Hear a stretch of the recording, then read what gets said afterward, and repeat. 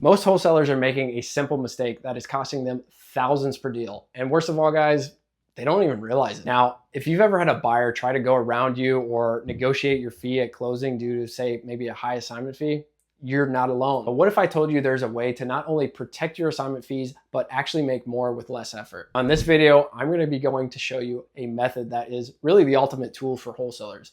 And one, it's without needing more capital, it's without complicated letting requirements, and it is without getting cut out of your own deals. Now, guys, there's a reason why top wholesalers, they're getting 50K plus assignments, where on the same deal, maybe your average wholesaler, they're only making 5K on it, maybe 10K is their max. And it has nothing to do with finding better deals, guys. But first, let's talk about the biggest mistakes keeping you from those bigger paydays. So take this scenario, for example, guys. Say it's a nice spring day, you're walking around some neighborhood, maybe you're just looking at houses, perusing houses. My wife and I like to do that. It's fun for us. But say you come across this garage sale and you go in there and you see this, say you're a coin collector. You find this coin and it's for sale for $50. But you're a coin collector and you know that that $50 coin is actually worth $5,000. So what do? You buy it, you turn around and say you list it for $4,500 because one, you know, it's actually worth 5K. And at $4,500, you could probably get it to move pretty quick. But when a potential buyer shows up, guess what? You left the original $50 price tag still attached to the coin. Rookie mistake, guys. So suddenly they're hesitant. Even though they were willing to pay that $4,500 before, now they feel like, okay, maybe I'm getting cheated or maybe I'm overpaying, just because they know how much you originally got it for. That's exactly what happens in wholesaling real estate, guys. When you assign a contract, the end buyer sees exactly what you locked it up for. And if that spread's too large, they start questioning the deal. And even if the price makes sense for them, I mean, it may be a price that, hey, I'm willing to pay that price, but now that I see that you've got this crazy assignment, I could have got it for way less. People want to get a deal. Yeah, they're not going to like seeing that. But what if I had a way to make that original price tag disappear, guys? Then the buyer only sees the price that you're selling it for, not what you originally paid. Now that means no more negotiations about maybe the wrong topic, or no more objections about stuff that really shouldn't even be brought up, and no more deals falling apart at the closing table. So how do you tap into this market and ensure that you get paid what you deserve? Guys, the answer is actually simpler than you may think, and it all starts with this overlooked strategy. The key to wholesaling real estate is using a double close transaction instead of your standard assignment. This not only gives you full control over the deal, but it also eliminates the buyer's negotiations or renegotiations because your assignment's too high, and keeps your profit private. Now, here's how to do it the right way. So you know me, I like to draw everything on the board. So real quick, as far as your typical wholesale transaction, so you've got you here, you got your house, well, the house that you're going to purchase, you got your seller, you guys are negotiating, and then you agree upon the terms. So you got your purchase and sale agreement, you both sign, these are the terms that it is going to be purchased on. Now after that, you then have your inspection period. Now, if you're in different states, maybe you're in Texas, it's called an option period. Most commonly, due diligence, inspection period. You get the drift. Then from there, you have multiple, like there's a myriad of other items that are coming up in this process, but we'll keep it simple for this one. You get to your close of escrow and actually close on that property. Now, as a wholesaler, you get this house under contract with the seller, and you have this inspection period. Say it's like 14 days. 14 days is a common one. Well, within that 14 days, you have that timing to reassign it to another end buyer. So that's what you're doing in wholesale, is you find an end buyer within this inspection period time frame, and they agree to the terms, and you assign it to them. So you're actually assigning this purchase and sale agreement to them.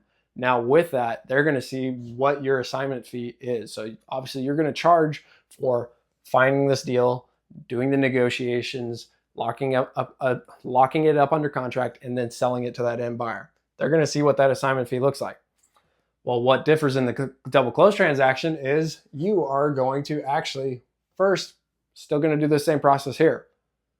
But what you're going to do instead is you are going to create another purchase and sale agreement, and that is going to be directly with the buyer there. So really you're going to take this one out. And you're going to arrange this so that, one, this is all found within that inspection period. Once you've got the buyer all locked in, both purchase and sale agreements signed, what you're going to do is you're going to find a title company that is ideally the same title company. Now, some of these, they actually get done at multiple different title companies, but you are ideally same title company, close on the same day. You're going to actually purchase this home yourself. So double close, you are going to actually fulfill that contract. You're not going to assign it. You will own that house in your entity or whatever however you're purchasing it. You will own it for, say, like a few hours, and then immediately after, it is then going to be sold to this end buyer. That's a double close. Sounds kind of complicated, or maybe some people think it sounds complicated. It really isn't. But why would you even do something like this, guys? Again, it's going to protect those assignment fees. One, because say you have a spread of $40,000. On this purchase and sale agreement, they're not going to see that there's a spread. They're just going to see what you're selling it for. So it's a way to get around that type of uncomfortable conversations. And then two, increase your credibility, guys. You want to see that, like, when you're making these offers, say you're doing offers with real estate agents or you're doing multiple cash offers, to increase your credibility, they're going to say, okay, how many deals have you done before? Show me your HUD. Show me what you've actually closed on. When you're doing these double closes, you're actually recording that your entity or however you're purchasing was closing on those homes.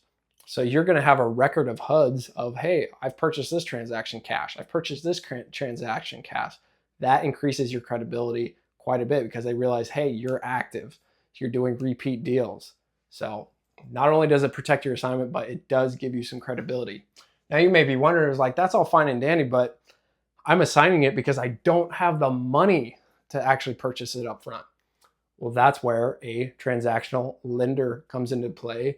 That's where I can help you out.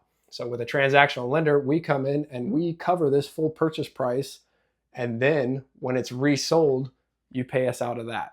So once it's resold to this end buyer, we get paid essentially by that end buyer. And then a portion of your assignment pays for our fee as well. But you're going to be making more on this deal. Now you might be wondering, how exactly am I going to get the transactional funds in a timely manner to close this first leg of a double close transaction? Well, as I mentioned, I provide funding for those types of loans, not only double closes, but you've got your mortgage methods, seller carrybacks, your EMD. I provide that stuff to wholesalers all the time, guys. You see, most wholesalers think that this is a too complicated route to go, but really this is the easiest way to increase your margins with really pretty minimal effort. And if you want to see way more advanced strategies in real estate investing that are like way more advanced than this, granted, this is pretty cool, but it's even more advanced than this, you will want to check out this next video where I'm going to break down a method that a lot of investors are using to acquire deals where 90% of people think is actually impossible. So if you want to close on deals with higher spreads and protect your fees and stop getting cut out, also in addition to that, build your credibility as a legitimate investor, click on the link below to request funding and let's get your next deal closed. So with that, I'll see you there. I'll catch you on the next one.